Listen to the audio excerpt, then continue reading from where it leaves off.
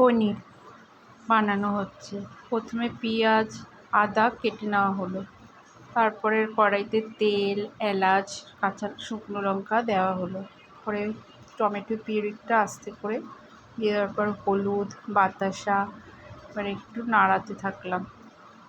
ওটাকে ভালো করে নাড়িয়ে তারপরে হালকা করে একটু গরম জল দিয়ে ওটাকে ভালো করে নাড়ানোর পর দইটা বার করে ওটাকে দইটা দিয়ে ফেটিয়ে দইটা দিয়ে দেওয়া হলো। তারপরে পনিরগুলোকে আস্তে আস্তে ছেড়ে দেওয়া হলো। এবার একটু নাড়াচাড়া দেওয়া হলো।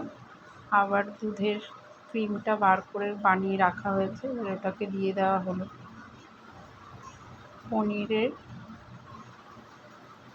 তরকারিটা হয়ে গেল। এটা এবারে পোলাওয়ের সাথে খাওয়া হবে। পোলাওটা আমাদের আগেই তৈরি করা ছিল, একটু ভাজা গুঁড়ো মশলা সব দেওয়া হলো, ঢাকা দিয়ে রাখা হয়েছিল 5 মিনিটের জন্য। ব্যাস, পনির তৈরি হয়ে গেছে। এবারে প্লেটে সার্ভিং হচ্ছে করে পোলাও দিয়ে খাওয়া হবে আজকে, পোলাও পনির।